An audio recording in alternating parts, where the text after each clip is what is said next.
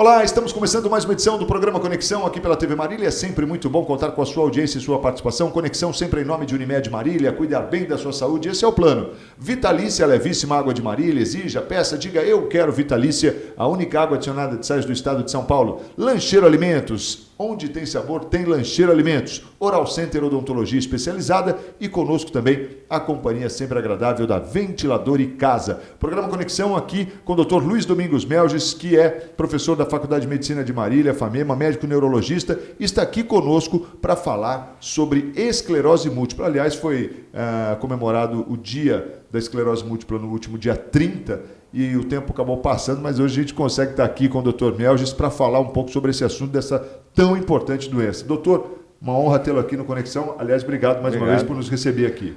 Prazer estar aqui com você mais uma vez. É muito bom, né, Marcos? Nós vemos já há muito tempo fazendo esse programa de uma certa forma educativo para a população, para falar sobre determinadas doenças, né?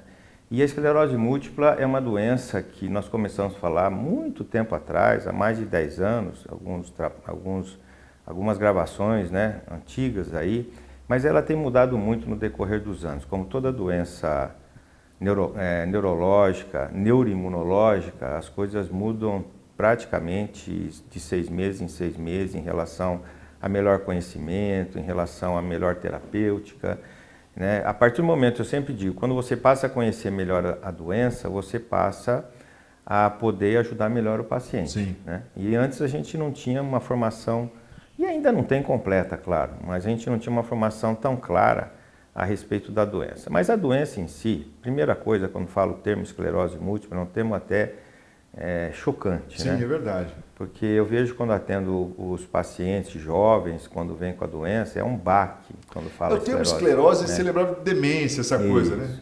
E que não tem nada a ver, né? Absolutamente nada. A esclerose, o termo que foi dado, né, é decorrente do tipo de lesão que acontece aqui no cérebro, né? Então são lesões inflamatórias, né, decorrente de um processo imunológico, que é aí que está a grande dificuldade de entender porque o nosso organismo que produz os linfócitos B e T, e são esses linfócitos que combatem as infecções, combatem as agressões, alguns desses linfócitos eles passam a ser contaminados e entendem que a membrana que envolve o neurônio é inimigo. Então ele começa a atacar essa membrana do cérebro e provoca um processo inflamatório. A luta que tem do cérebro em tentar combater esse linfócito que está vindo para agredir, né?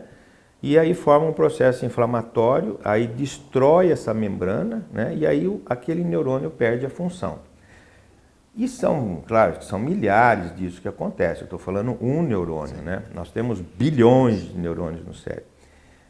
E aí vem, a partir disso, dependendo da região que ocorre isso, você tem as manifestações clínicas, né? Por isso que chama múltipla. É múltipla porque vai pegar vários pontos do cérebro. E aleatórios, né?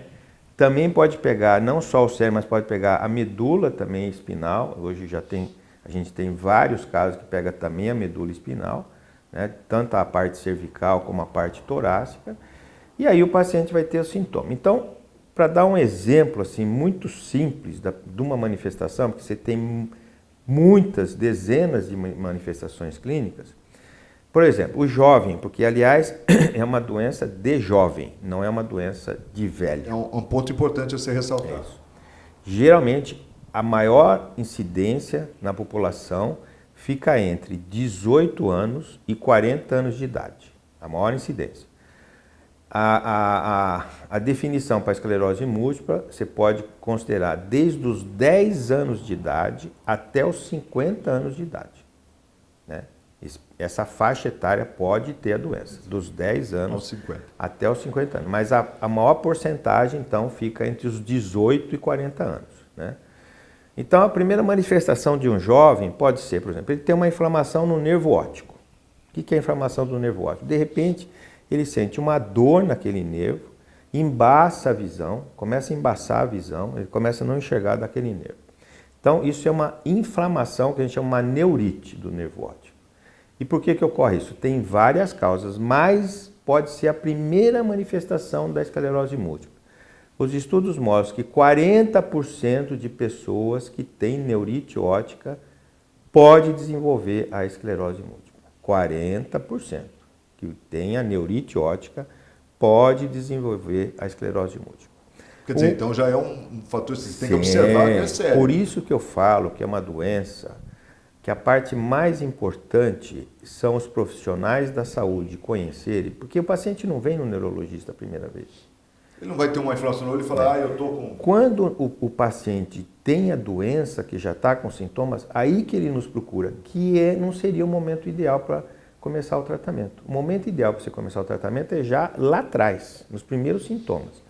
Um outro sintoma que é muito comum também no jovem, por exemplo, ele está assim, daqui a pouco ele tem um sintoma como se tivesse tido um AVC. Mas AVC não tem jovem, jovem não tem AVC. AVC é depois de 50, 60 anos, por pressão alta, diabetes, hipertensão, aterosclerose, tem uma série de sintomas. O jovem não.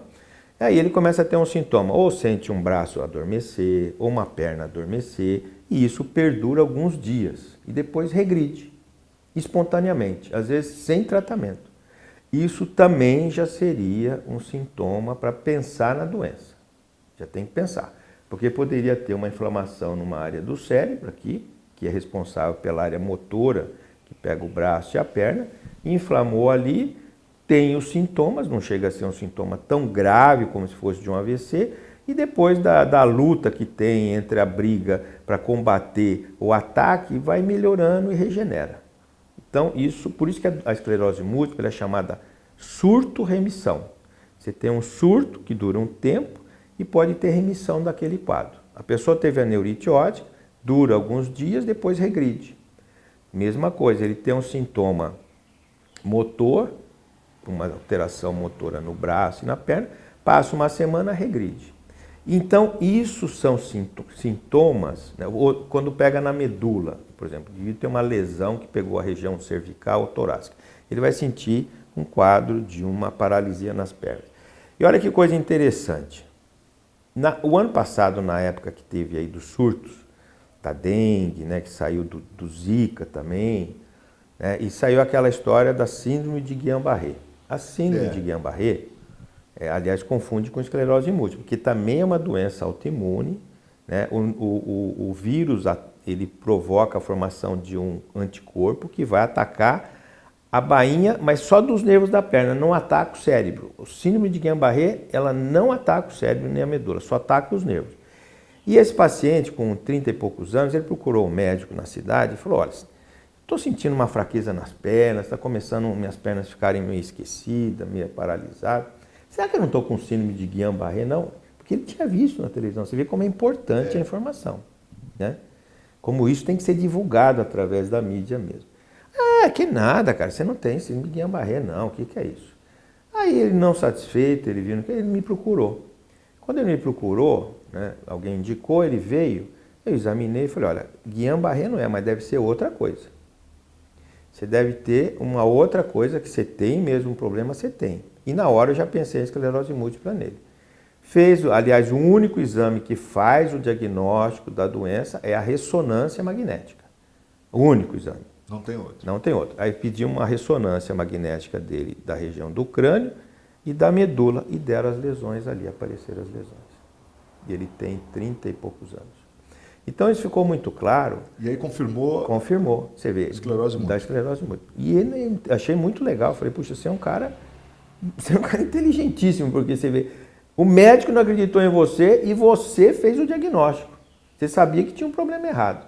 E você pensou até certo, você pensou até na Guillain-Barré, só que não é, porque a gente pode confundir realmente a esclerose múltipla com a síndrome. Mas é a importância até de se falar nas doenças realmente que acomete a população, né? Quer dizer, uma informação que ele ficou ligado com aquilo. Sim, ele viu. Chamou a atenção. E chamou a atenção dele.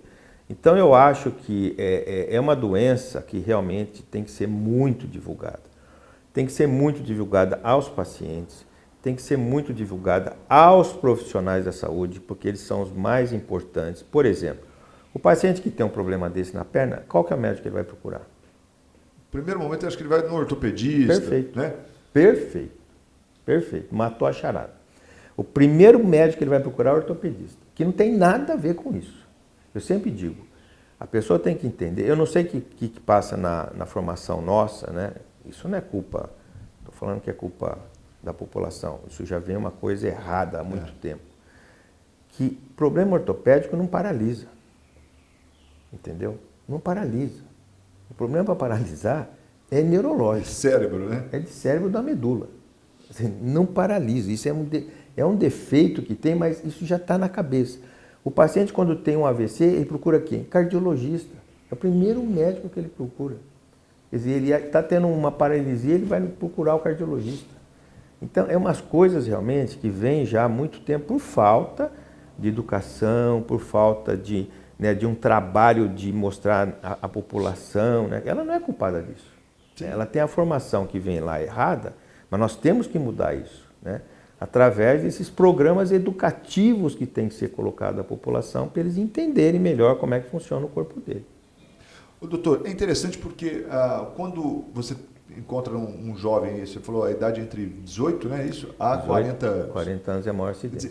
E é um momento assim, extremamente produtivo do indivíduo, né? Isso. Isso que é o grande, eu falo assim, a doença só está dando certo em termos de pesquisa, isso muito claro, hein? É muito claro que eu vou falar. Por conta da idade mesmo, né? Por causa da idade. E por quê? Porque é uma doença que pega jovens, produtivos e uma classe média privilegiada porque está trabalhando. Você não vê um investimento brutal, né, em doenças contagiosas aí de países pobres, africanos, você não vê.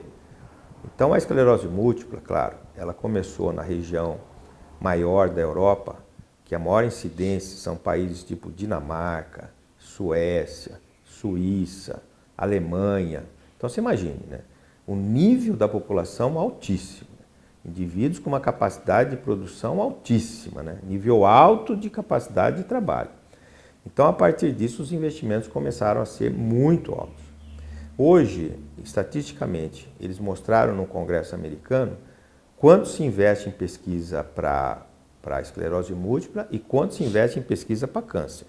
Câncer é 10 vezes mais a população para esclerose múltipla. No entanto, está empatado praticamente a quantidade de investimento para câncer e para esclerose múltipla. Porque o câncer já acomete todas as faixas. Todas as faixas. E como a esclerose múltipla é uma doença muito específica de uma determinada faixa populacional e que realmente, se você não trata, o paciente fica debilitado e perde a capacidade dele de trabalho, né, eles passaram a investir bilhões nessas áreas. Por isso que nós temos hoje uma quantidade de drogas assim brutal. Só para você ter uma ideia, tem tempo, hein? Tempo.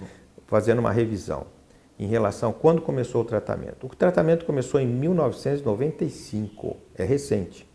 Até então não tinha tratamento para esclerose múltipla.